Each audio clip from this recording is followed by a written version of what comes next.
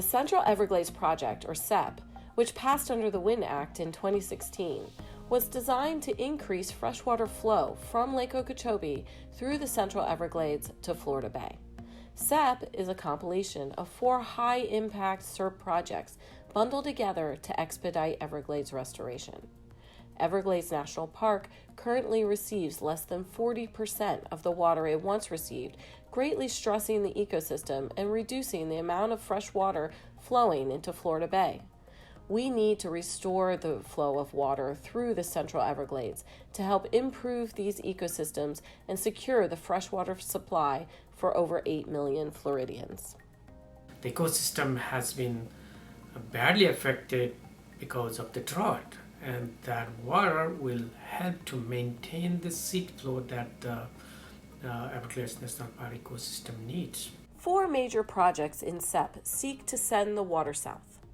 Building a reservoir and stormwater treatment area in the Everglades agricultural area, backfilling the Miami Canal, creating a flowway and bridging Tamiami Trail, and constructing a seepage wall to prevent community flooding south of the trail. When the CEP project is completed, it will deliver 1.2 million acre-feet of water to the Everglades National Park. The difference is 700,000 acre-feet of water, and this is approximately 228 billion gallons of water each year. Captain Xavier Figueredo has been fishing and guiding tours in Florida Bay for over 20 years and has witnessed the significant changes to ecosystem health, including hypersalinity events and seagrass die-off. Because of the issues we're having with the limited water coming down into Florida Bay, the bay has been severely affected over the last 5 or 6 years.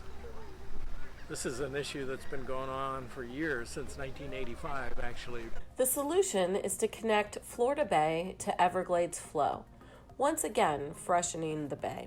I think this is one of the most beautiful, one of the most productive fisheries in the world. But it has suffered significantly over the last 25, 30 years. There are areas that we are now concerned will probably never come back. In my opinion, we're close to a tipping point, a point at which the bay won't be able to recover.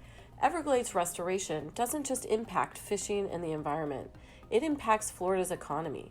Realtors like Jennifer Wallman have seen a clear relationship between poor water quality and lower property values.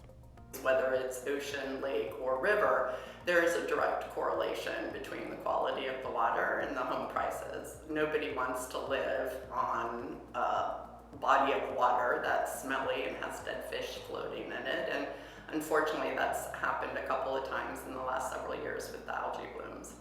CEP seeks to minimize stress on the St. Lucie and Caloosahatchee estuaries, which receive large amounts of nutrients from Lake Okeechobee during summer releases. Additionally, those estuaries have been overrun with toxic algal blooms from the lake, lowering property values and posing a threat to human and marine life. Because pretty much anything revolving around visiting Florida, tourism, etc. actually leads back to the real estate industry. If visitors come here to go on a fishing trip or to lay on the beach, they're staying in our hotels, they're eating in our restaurants, and again, you back into that, and that is all real estate based. Moving the water south instead of to tide, CEP will reduce algal blooms on the coast. Everglades restoration depends on constant financial and political support. South Florida faces adverse water conditions because of the current water management system. Restoration requires $400 million each year to complete projects like CEP, which will restore the Everglades ecosystem. The livelihoods of over 8 million Floridians, thousands of species, and Florida's economy have critical stakes in these decisions. Everglades restoration must be successful for the health of all of Florida. The completion of CEP is a major step towards achieving that wellness.